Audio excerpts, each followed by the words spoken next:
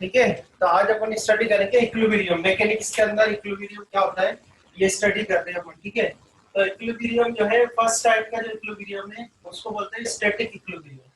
ठीक है, static equilibrium में क्या होता है कि वह ये नोट्स आप देख लेना ध्यान से और फिर अपनी कॉपी में कर लेना ना। स्टैटिक इक्विलिब्रियम मतलब होता है वह ना, इक्विलिब्रियम क्या होता है?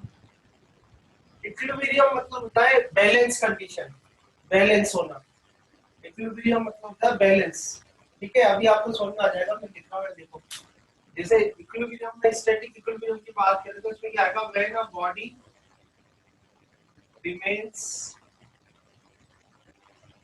In rest.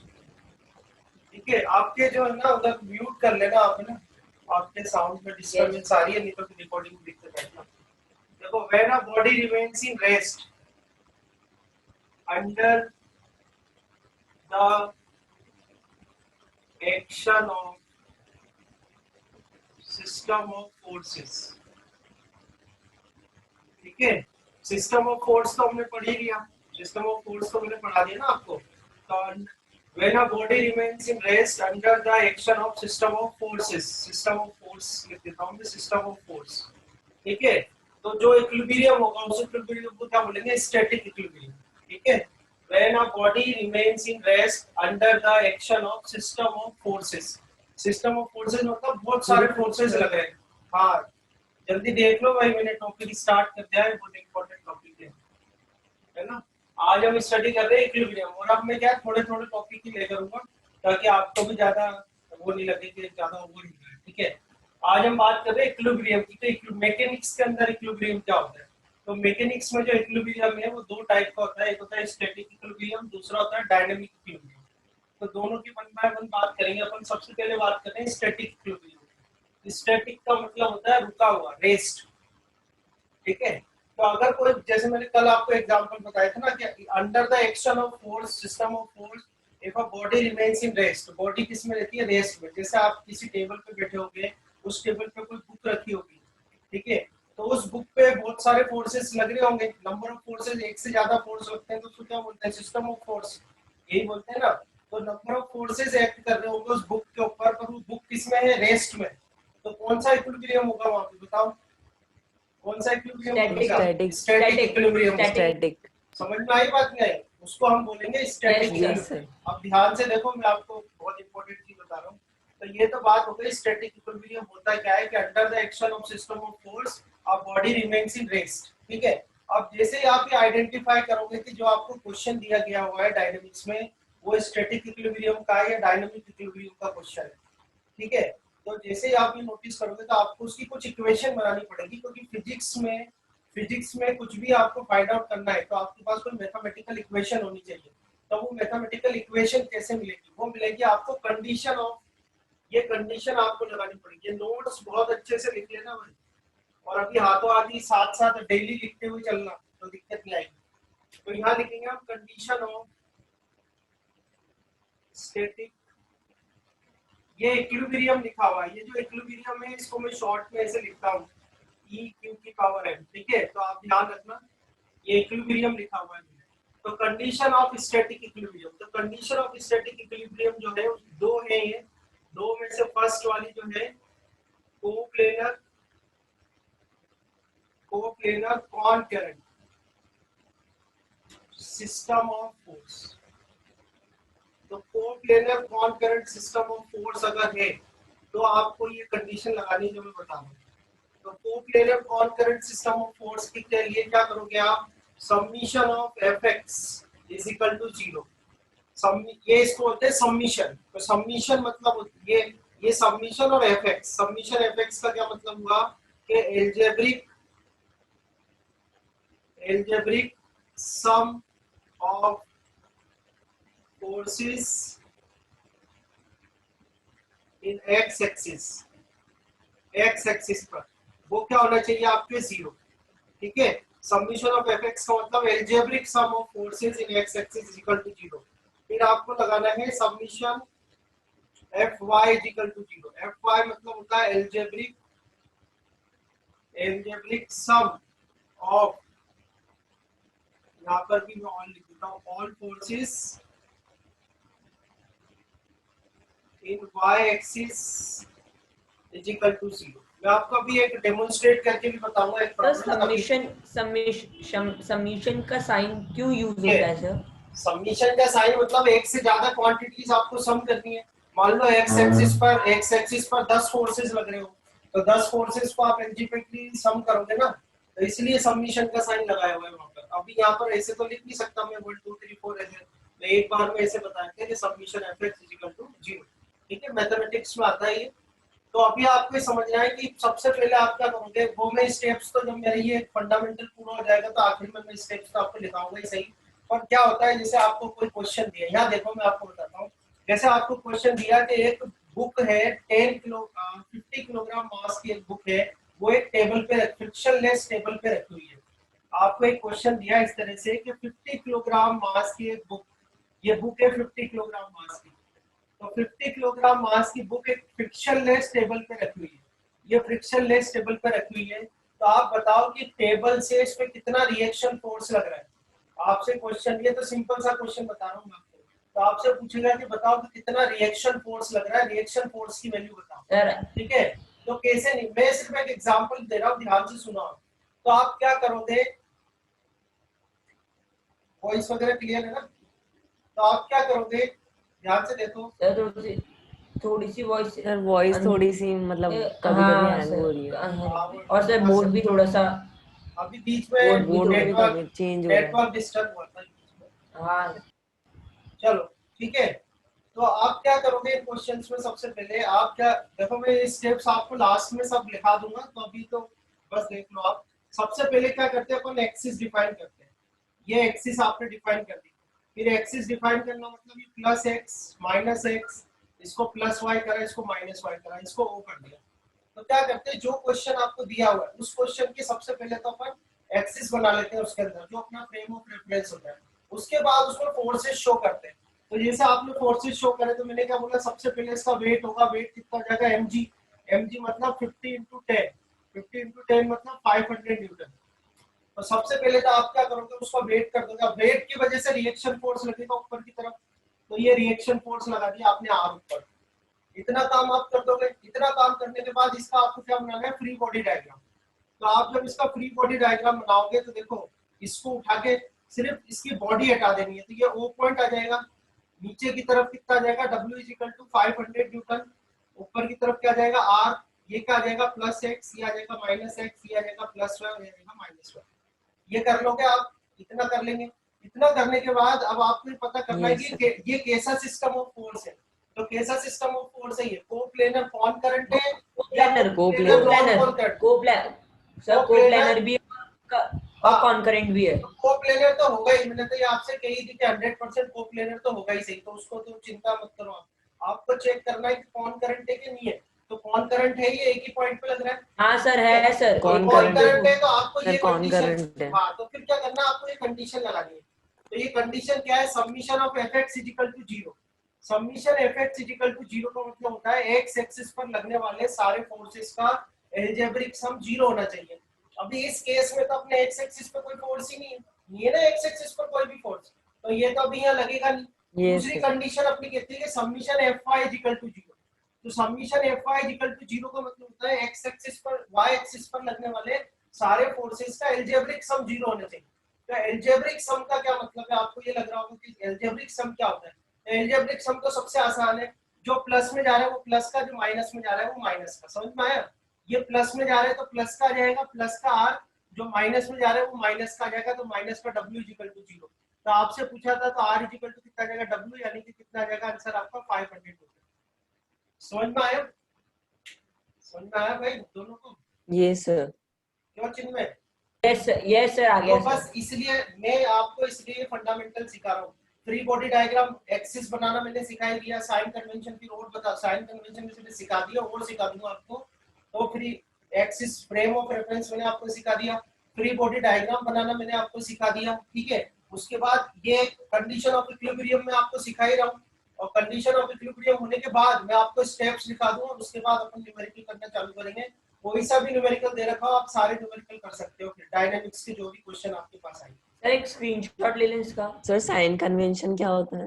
वो अभी आएगा। साइन कन्वेंशन बता दूंगा मैं, भी आगे बढ़ेंगे अपन जैसे से।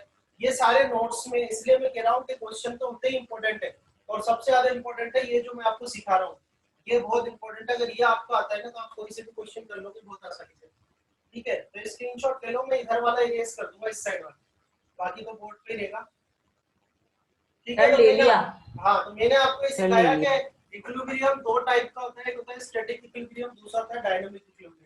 स्टैटिक इक्विलिब्रियम पढ़ रहे हैं अपन। स्टैटिक इक्विलिब्रियम मतलब होता है under the system of force a body remains in rest. आपने यहाँ पर चेक करा कि ये तो स्टैटिक इक्विलिब्रियम है क्योंकि ये बॉडी तो रेस्ट में है, या एक्सेलरेशन जीरो है तो भी स्टैटिक इक्विलिब्रियम है। ठीक है, तो ये स्टैटिक इक्विलिब्रियम में फिर आपने चेक करा कि कौन सा सिस्टम है, तो आपने चेक करा कि ये तो कोप्लेनर कॉन्करेंट सिस्टम है। तो कोप्लेनर कॉन्करेंट सिस्टम है तो ये कंडीशन लगा देना आप। समझ में आ गई बात यहाँ तक? अब क्या कर, अब इसमें एक और पार्ट है बी पार्ट। ठीक है, तो बी पार्ट में आपको बताता हूँ। बी पार्ट, इसका ए पार्ट तो ये हो गया, बी पार्ट है, बी पार्ट है coplanar, coplanar non concurrent system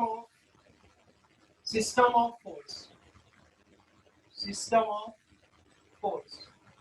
क्या मतलब इसमें ना एक पॉइंट पे एक पॉइंट पे फोर्स नहीं लगेगा? मैं बताऊंगा, नहीं। मैं एग्जांपल हाँ। भी पहले एक बार देख लो आप। देखो इसमें सबमिशन ऑफ एफएक्स तो जीरो करना ही है आपको पहली बार, सबमिशन एफ वाई भी जीरो करना है दूसरी बार। अब इसका मतलब तो समझ में आ गया ना क्या लिखा हुआ है? सबमिशन एफ एक्स का ये मतलब होता है, सबमिशन एफ वाई का ये मतलब होता है। तीसरा आपको करना है मूवमेंट अबाउट एनी पॉइंट। मान लो वो पॉइंट ले लिया, या कुछ भी ले लेता हूँ मैं, एक्स ले लेता हूँ इक्वल टू जीरो। तो यहाँ क्या लिखना है आपको? Movement about algebraic sum of moments about O is zero। O मतलब मैंने ऐसे ही लिख दिया है, या यहाँ पर मैंने x लिखा है तो x लिख दिया। यानी जो भी पॉइंट, जैसे x है, किसी पॉइंट के रिस्पेक्ट में आपको करना मूवमेंट जीरो करना है। ठीक है, और मूवमेंट का भी आपको क्या लेना है? एल्जेब्रिक सम लेना है। तो आप एक चीज नोटिस करो कि यहाँ पर तो फोर्स आ रहा था और यहाँ पर क्या आ रहा है? मूवमेंट आ रहा है। तो मैं आपको एक चीज और सिखा देता हूँ जिसको बोलते हैं साइन कन्वेंशन, जो आप मुझसे पूछ रहे थे अभी। तो ये भी आप देख ही लो आता। साइन कन्वेंशन क्या करने हैं आपको? बहुत ज्यादा आसान है, बहुत आसान। फोर्स के लिए क्या करोगे आप? साइन कन्वेंशन, अगर प्लस एक्सिस में जा रहे हैं तो प्लस लेना है फोर्स, माइनस एक्सिस में जा रहे हैं तो माइनस लेना है, ऊपर जा रहा है तो प्लस एफ लेना है, और नीचे जा रहा है तो माइनस एफ लेना है। आसान है, समझ में आ गया? ये साइन कन्वेंशन, यानी साइन कैसे लोगे आप? तो अभी मैंने इससे पहले क्वेश्चन एक सॉल्व करके ही बताया था आपको।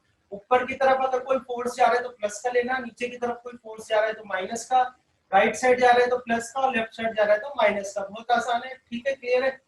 दूसरा आपको जरूरत पड़ेगी यहाँ पर मूवमेंट। मूवमेंट का कैसे लेना है? तो मूवमेंट मैंने आपको सिखा रखा है, मूवमेंट का साइन कन्वेंशन मैंने आपको सिखा रखा है। अगर एंटी क्लॉकवाइज मूवमेंट है, सिखाया था मैंने आपको, ये हो गया एंटी क्लॉकवाइज, एंटी क्लॉकवाइज। तो एंटी क्लॉकवाइज अगर मूवमेंट है तो वो कैसी लेनी है आपको? पॉजिटिव। ध्यान रखना, एंटी क्लॉकवाइज मूवमेंट अगर प्रोड्यूस हो रही है तो कैसी लेनी है आपको? पॉजिटिव। और अगर क्लॉकवाइज मूवमेंट है तो कैसी लेनी है आपको? क्लॉकवाइज कैसी लोगे आप? नेगेटिव लोगे। बोले समझ में आया नहीं आया? पिक ये लेते सर रहना, आ गया। है ना? अब मैंने देखो एक सेकंड रुको, मैंने इसका एग्जांपल तो आपको बता दिया बुक का, कोप्लेनर कॉन्करेंट वाला तो मैंने आपको एग्जांपल बता दिया। अब मैं आपको एग्जांपल बता रहा हूँ इसका कोप्लेनर नॉन कॉन्करेंट का क्या एग्जांपल होगा। अगर आपको पिक लेनी है या कुछ करना है तो नोट कर लो आप यहाँ से, क्योंकि मेरे पास कॉपी वॉपी में नहीं है नोट्स। पिक लेनी है तो पिक ले लो, जो भी आप करना चाहते हो।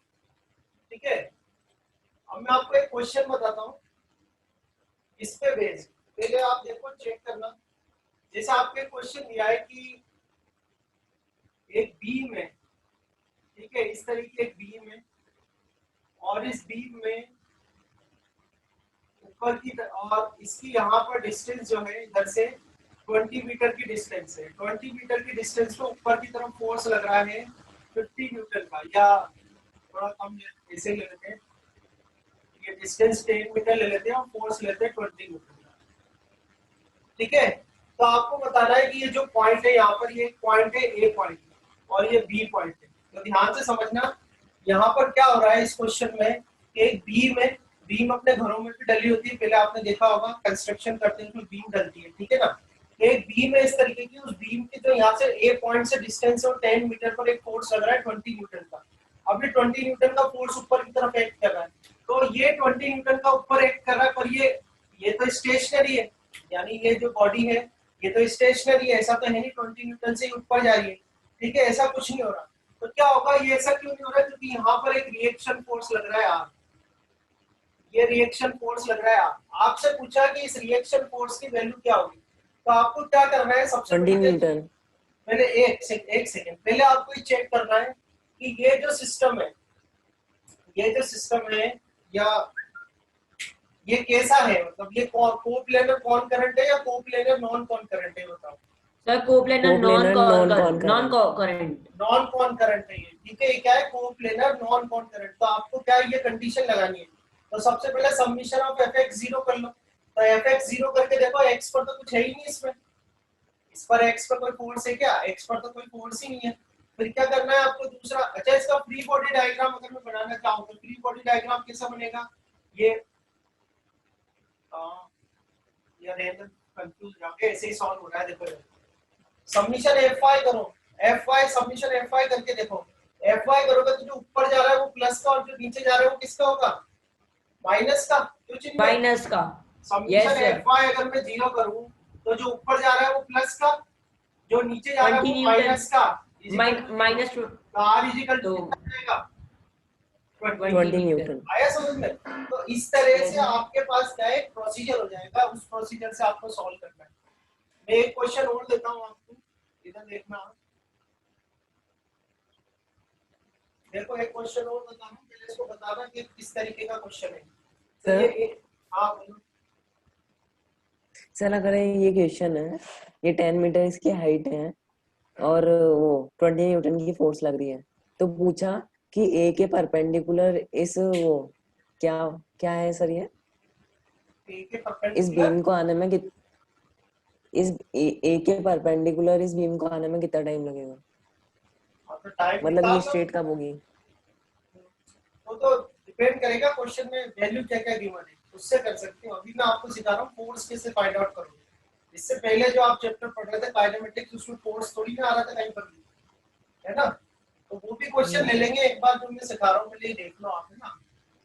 मुझे बताओ ये कैसा सिस्टम ऑफ फोर्स है, बोलते जाओ, दोनों बताते जाना, बोलो कैसा सिस्टम ऑफ फोर्स है, बोलो भाई जिनमें कोप्लेनर नॉन कॉन्करेंट हुआ ना सर, ये तो हाँ कोप्लेनर नॉन कॉन्करेंट। हाँ सर। सबसे पहले आपको देख के पता कराना है, ये R मतलब रिएक्शन एट ए और ये रिएक्शन एट बी। इस क्वेश्चन में आपसे पूछा है कि RA की वैल्यू क्या होगी और RB की वैल्यू क्या होगी।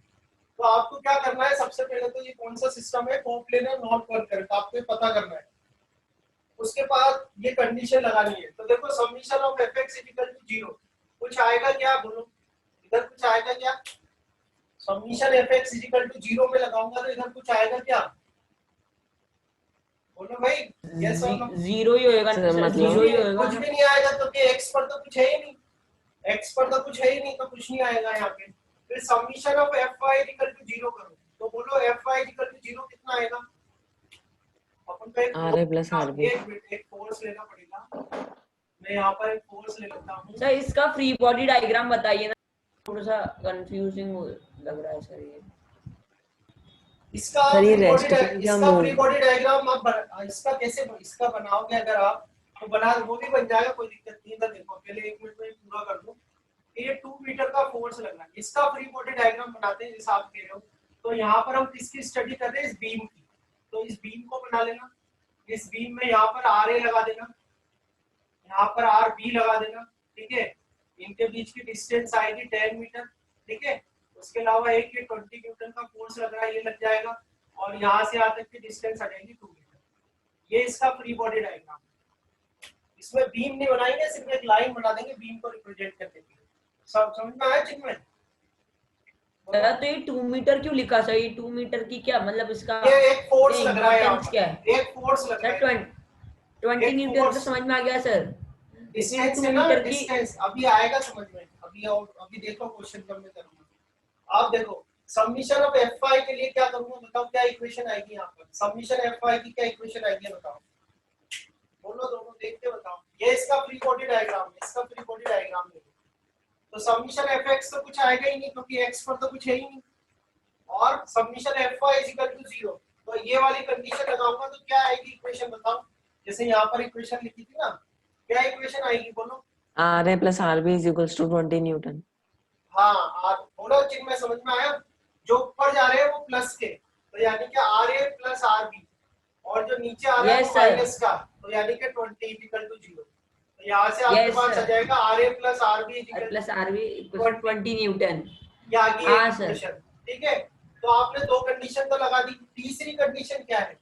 तीसरी कंडीशन है आपको मूवमेंट लेना है किसी पॉइंट के अबाउट और उसको जीरो करना है। तो जैसे मैं इस ए पॉइंट के अबाउट ले लूं, ये ए पॉइंट, बी पॉइंट और ये सी पॉइंट कर लूंगा उसको। अगर मैं ए पॉइंट के अबाउट मूवमेंट लूं और उसको जीरो कर दूं, तो ध्यान से देखना, ए पॉइंट के अबाउट मूवमेंट लेते हैं अपन।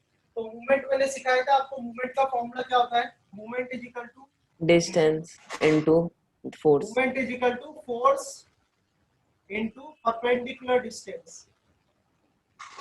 perpendicular distance। ठीक है, तो perpendicular distance कहां से लेंगे अपन? force into perpendicular distance from a point about which movement is taken। Movement हमेशा किसी पॉइंट के अबाउट ली जाती है, ध्यान रखना है आपको। जैसे ये एमए का मतलब क्या है? एमए का मतलब है मूवमेंट अबाउट पॉइंट ए। हमेशा मूवमेंट किसी पॉइंट के अबाउट होगी। ठीक है, तो देखो ए के अबाउट अगर मैं मूवमेंट लूं तो सबसे दूर से चालू करते हैं। सबसे पहले सबसे दूर से, तो ये आर भी ऊपर लग रहा है इधर से, तो ऐसे पिन की तरह इसको पकड़ लो। अब ये आर भी इसको कैसे घुमा रहा है बोलो? क्लॉकवाइज घुमा रहा है क्या एंटी क्लॉकवाइज घुमा रहा है? आरबी कैसे घुमा रहा है इसको? Anti clockwise. Anti clockwise. Anti clockwise क्या लोगे आप? पॉजिटिव। तो आप क्या लोगे यहाँ पर? पॉजिटिव। फोर्स कितना हो गया आपका? आरबी।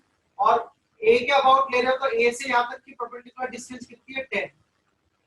समझ में आया नहीं आया? क्यों चिन्ह में आया? समझ में चिन्ह में? Yes, सर एक बार और एक्सप्लेन कर दीजिए सर। ये देखो मूवमेंट हमेशा किसी पॉइंट के अबाउट ली जाती है। तो ए पॉइंट के अबाउट आप ले रहे हो तो ऐसे पेन रख लेना अपना। अब पेन रखने के बाद मैंने बोला सबसे दूर वाला फोर्स सबसे पहले लेना। सबसे दूर कौन है? आरबी। अब आरबी इसको ऊपर लगा रहा है फोर्स, तो ये कैसे घूमेगा? घुमा के देख लो ऐसे, आप ऐसे घुमा के देख लो कैसे घूम रहा है। एंटी क्लॉकवाइज दिख रहा है। तो एंटी क्लॉकवाइज मूवमेंट क्या लेनी है अपन को? पॉजिटिव। और मूवमेंट का फॉर्मूला क्या होता है? Force into perpendicular distance from a point about which movement is taken. यानी फोर्स और परपेंडिकुलर डिस्टेंस लेते हैं जिस पॉइंट के अबाउट मूवमेंट निकाल रहे हो। तो अपन किस पॉइंट के अबाउट लगा रहे हैं? ए के अबाउट निकाल रहे हैं। तो आरबी तो फोर्स हो गया और डिस्टेंस कितने हो गए? 10। अब चिन्ह में बताएगा अर्षित, आप मत बताना। चिन्ह में बताओ कि 20 वाले के कारण कैसे घूमेगा ये? क्लॉकवाइज के ये एंटी क्लॉकवाइज सर। अरे यार घड़ी रख लो और पेन रख के देख लो।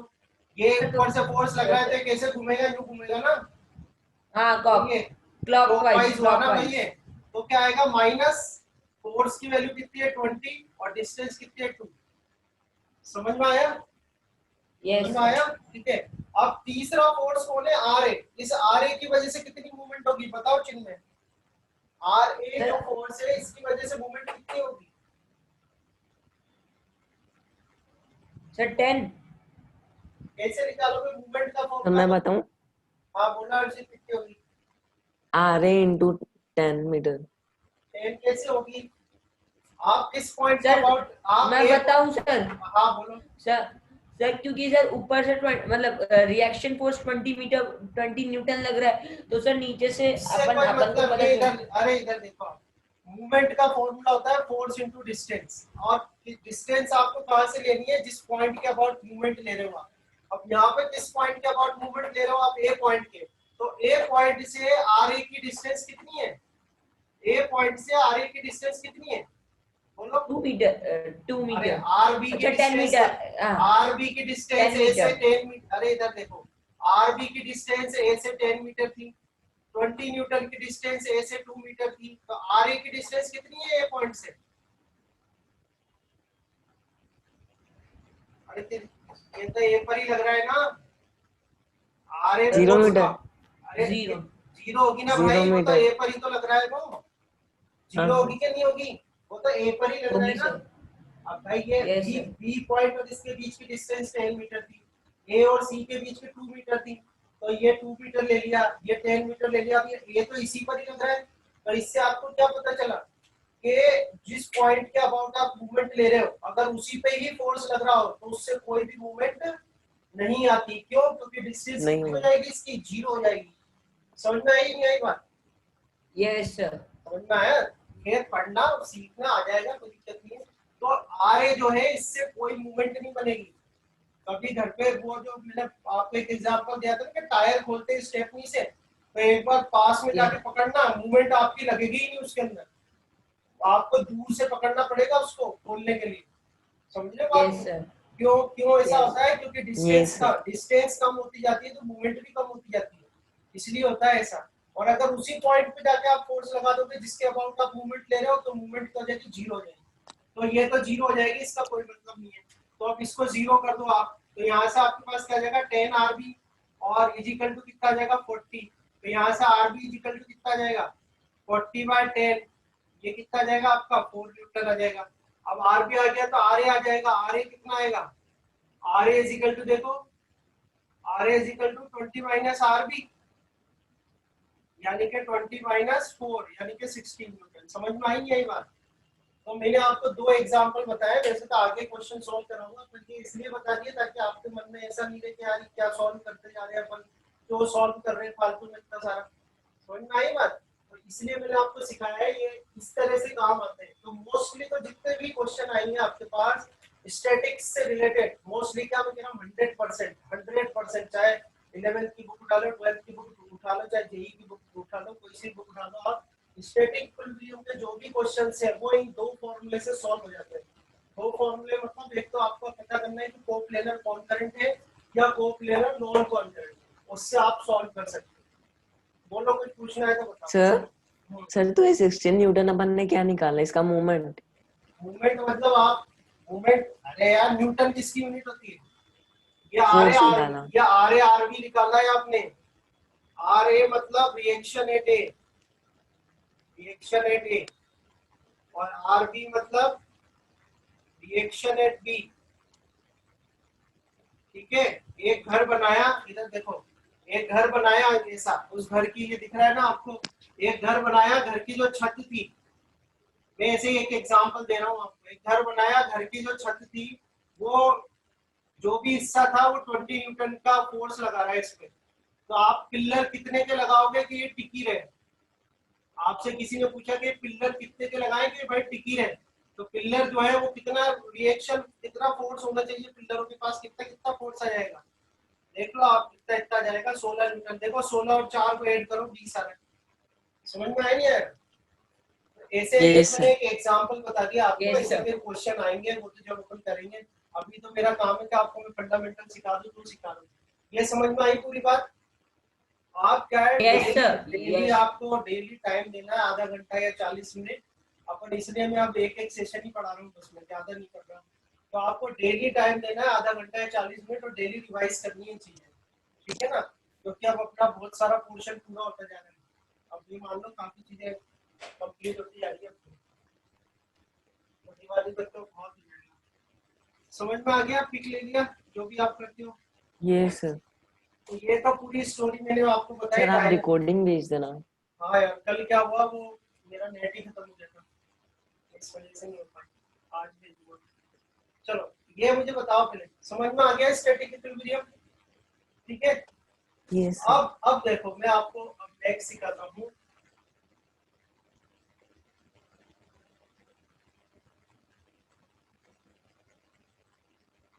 तो मैंने नंबर भी भूल गया, मैंने कैसे दिया था, तो उसको तो फर्स्ट दिया होगा। अपन सेकंड पार्ट में बता रहा हूँ आपको, इसको बोलते हैं dynamic equilibrium.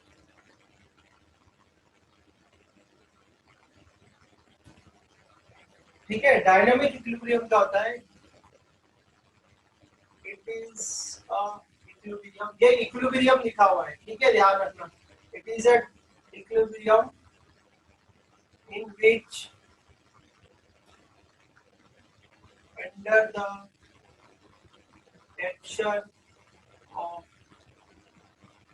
action of system of force, under the action of system of force, ठीक है, under the action of system of force body has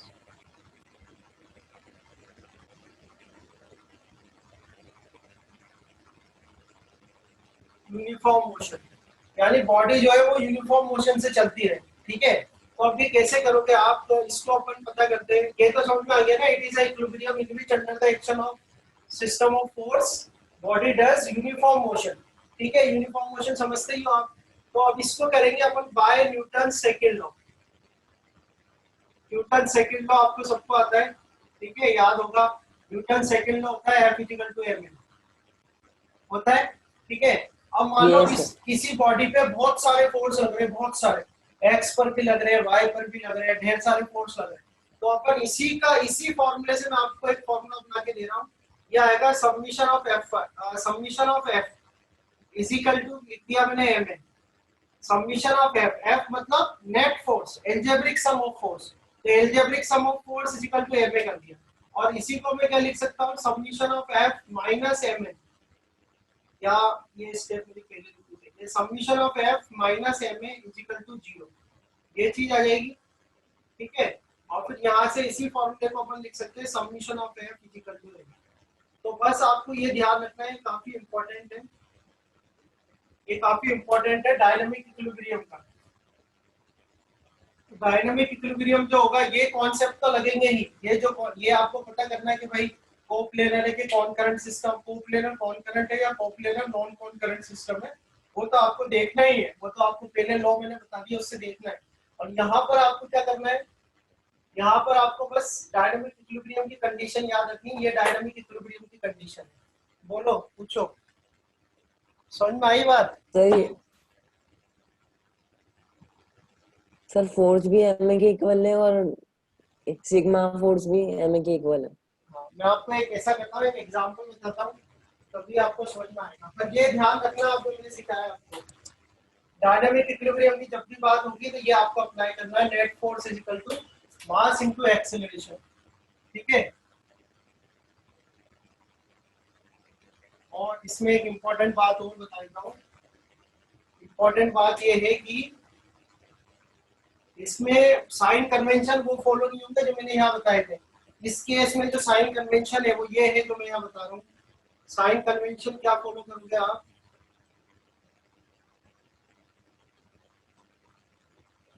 take force positive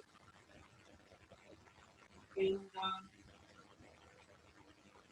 direction of motion, ये चीज आप ध्यान रखिए, जिस डायरेक्शन में बॉडी मोशन कर रही है वो वाले फोर्स को आपको पॉजिटिव लेना है। सीधा सीधा कॉन्सेप्ट ये है, शॉर्ट ट्रिक ये है इसकी, कि बॉडी उसी तरफ मोशन करेगी जो फोर्स ज्यादा होगा। बॉडी अगर मोशन कर रही है अगर, तो वो उसी तरफ मोशन करेगी जहां पर फोर्स ज्यादा है, तो उस फोर्स को आपको क्या लेना है, पॉजिटिव। जैसे आपको एक एग्जांपल बताता हूँ मैं, यहाँ देखो, ये समझ में आएगा आपको। जैसे एक लिफ्ट है इस तरह से, और इस लिफ्ट का और इस बॉक्स का जो मास है वो m, ठीक है, मैं यहाँ लिख देता हूँ। इस लिफ्ट और इस बॉक्स का जो मास है वो m है, ठीक है। और ये लिफ्ट, ऐसे लिफ्ट गिरने लगी, पुली लगी होती है ना लिफ्ट में, तो पुली से चलती है लिफ्ट, तो ठीक है। अब पहला क्वेश्चन ये है कि जैसे ये यहाँ पर खड़ा है, ये इस बॉक्स का जो वेट होगा, वेट कितना होगा, W = mg, और उसकी वजह से रिएक्शन कितनी होगी, R होगी, ठीक है। और ये रिएक्शन है कहाँ पर आएगी, इधर इस पर रस्सी पे आएगी। वो तो एक बात की बात है, आप इधर देखो कि अगर अभी इस केस में मैं आपसे कहूँ कि R कितना होगा, अभी मैं आपसे कहूँ कि lift is in rest, lift अगर रेस्ट में है तो बोलो R की वैल्यू कितनी होगी, बताओ। 0 मैंने आपको अब फिर मेरे नहीं पढ़ाए सर, हुए सर को आर की वैल्यू होगी मेरे पढ़ाए हुए को जाया मत मैं करो। बता इधर सुनो आप, कौन सा system sir of force lift है? का अरे अभी ये रेस्ट में है तो कौन सा इक्विलिब्रियम है? कोप्लानर अरे इधर सुनो, कोप्लानर कौन कर ये रहा है? रेस्ट, अगर ये रेस्ट में है, लिफ्ट रेस्ट में है तो कौन सा इक्विलिब्रियम है, स्टैटिक या डायनामिक? स्टैटिक। स्टैटिक इक्विलिब्रियम है पहली बात। Static sir. अब स्टैटिक के बाद आपको ये चेक करना है कि कौन सा सिस्टम ऑफ फोर्स है, कोप्लेनर कॉनकरेंट है या नॉन कॉनकरेंट है, बताओ कौन सा कॉनकरेंट। सिस्टम ऑफ फोर्स है? दोनों जिनमें कॉनकरेंट। कॉनकरेंट कॉनकरेंट है, कॉनकरेंट है तो आप इसका फ्री बॉडी डायग्राम बनाओगे। फ्री बॉडी डायग्राम बनाओगे तो W तो नीचे आ गया और R ऊपर आ गया, आएगा नहीं आएगा भाई? ये प्लस एक्स हो गया, यस ये सर। माइनस एक्स हो गया, ये प्लस वाई हो गया, माइनस वाई हो गया। सर तो R इक्वल्स टू W। हाँ तो फिर वही तो कह रहा था मैं, यही तो सिखा रहा हूँ आप लोगों को। तो देखो हाँ मैंने सर। आपको एक तरीका दिया है, इस तरीके को सीखो, इस तरीके की स्टेप्स फॉलो करो, आंसर अपने आप आएगा। तो पहले केस में R इक्वल टू W आ जाएगा, समझ में आई बात? अब दूसरा केस है कि ये लिफ्ट जो है A एक्सेलरेशन से ऊपर जाएगी, ठीक है? Lift is R is greater than W। एक मिनट रुक जाओ, moving up with acceleration, with acceleration है। अब देखो सोचना कैसे है आपको, सोचना ऐसे है, मुझे बताओ ये कौन सा इक्विलिब्रियम है, स्टैटिक है कि डायनामिक है? डायनामिक। बोलो चिन्ह में, डायनामिक स्टैटिक है कि डायनामिक है? तो डायनामिक इक्विलिब्रियम है, और डायनामिक इक्विलिब्रियम में ये A एक्सेलरेशन से ऊपर जा रहा है। तो अब आपको कंडीशन कौन सी लगानी है, ये वाली कौन सी कंडीशन लगानी है, दिख रहा है? Summation of F Yes, equal to M है। Yes, sir. तो समीशन ऑफ F का मतलब होता है नेट फोर्स, नेट फोर्स यानी कि algebraic sum of force, algebraic sum of force. और एल्जेब्रिक सम मतलब प्लस वाले प्लस के, माइनस वाले माइनस के। तो इस पे फोर्स कौन कौन से लग रहे हैं, एक तो R लग रहा है और एक W लग रहा है। तो R और W में से कौन सा प्लस का है, कौन सा माइनस का, बताओ? सर R प्लस का है, W माइनस का है। R प्लस का है। R प्लस का क्यों है ये बताओ सर क्योंकि उसका मतलब जल्दी। वो उसकी वैल्यू ज्यादा है। ये उसकी वैल्यू इधर ज्यादा है। इधर से देखना है आपको। R प्लस का इसलिए क्योंकि ये कहा जा रही है ऊपर, मैंने क्या लिखा है, जिस तरफ बॉडी जाएगी वो वाला मोशन, वो वाला जो वैल्यू है फोर्स का पॉजिटिव होगा। तो यहाँ पर R तो प्लस का आएगा, W माइनस का आएगा, इजिकल टू ये तो आ गया आपका नेट फोर्स। और नेट फोर्स को किसके बराबर कर, नेट फोर्स को किसके बराबर करना है, मास इनटू एक्सेलरेशन के। तो मास इनटू एक्सेलरेशन बराबर कर दो। हाँ तो R इजिकल टू क्या आ जाएगा, टू MA प्लस W। हाँ तो ये आ जाएगा A प्लस जी। तो जब भी A लेफ्ट, plus G। हाँ तो जब भी तो ये फॉर्मूला बन गया। हाँ वो तो फॉर्मूले क्वेश्चन में तो ऐसे क्वेश्चन उठा के सिखा रहा हूँ आपको, मेन जब करेंगे। अगर मान लो तुम्हारा वजन, कितना वजन है जिम में तुम्हारा, कितना वेट है, 50 40 30 बताओ? सर मेरा आपका बताओ। किसी का ही बता दो, किसी का बोलो। 65। 65। तो जैसे अगर आपका 65 केजी यानी कि 650 न्यूटन है, तो अगर लिफ्ट रुकी हुई है तो आप, अगर आप जो वेइंग मशीन होगी ना, वो वेइंग मशीन आपका जो मेजर करेगी वो कितना मेजर करेगी, 650। पर अगर लिफ्ट चलने लग जाए ऊपर की तरफ तो आपका वेट क्या होगा, बढ़ जाएगा।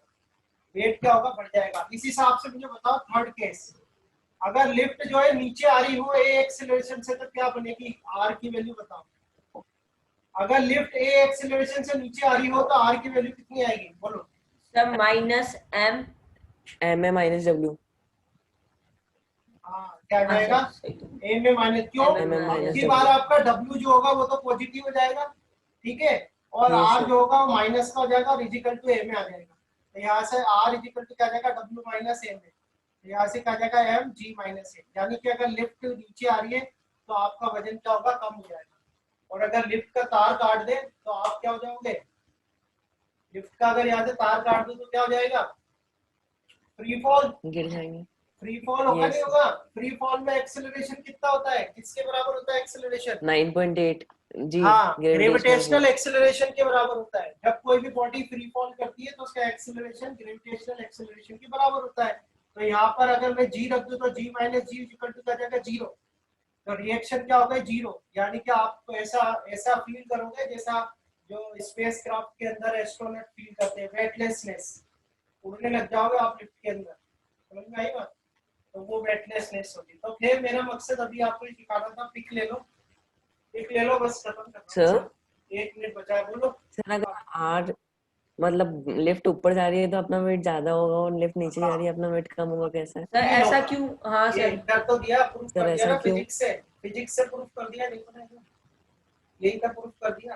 कोई आपसे ऐसे सर ही कहता तो एक अलग बात थी। ये देखो ना, आपका ये रिएक्शन बढ़ रहा है, रिएक्शन, जो वेइंग मशीन है वो रिएक्शन फोर्स को ही मेजर करती है। तो आपकी रिएक्शन फोर्स जब लिफ्ट ऊपर जा रही है तो बढ़ रहा है, नीचे आ रही है तो रिएक्शन फोर्स जो है वो घट रहा है। और फ्री फॉल की कंडीशन में रिएक्शन फोर्स 0 हो गया। जैसे ही लिफ्ट का तार काटोगे तो आप क्या उड़ने लग जाओगे इसके अंदर, यहाँ से जो आपको कांटेक्ट है वो ब्रेक हो जाएगा। रिएक्शन फोर्स है क्या है, कांटेक्ट ही तो है। ठीक है, तो एक तो इसका पिक ले लो, है ना, और दूसरा काम Yes, आपको sir, ये ले- करना है कि इसको पढ़ लेना अच्छे से, है ना। सर रिजॉइन करना है? नहीं नहीं यार, बस एक सेशन बोलते मैंने, इसलिए काफी पढ़ा दिया आपको। आप तो इसको रिवाइज करो, ठीक है। Okay sir. इन पे बेस्ड क्वेश्चन Yes. कल मैं स्टेप्स लिखा दूंगा आपको, आज तो ही बता दिया। वैसे तो मैंने क्वेश्चन ही सॉल्व करा दिया आपको, पर फिर भी कल स्टेप्स लिखा के क्वेश्चन सॉल्व कराऊंगा। Yes sir. Thank you sir. और थैंक यू सर। और थैंक यू सर।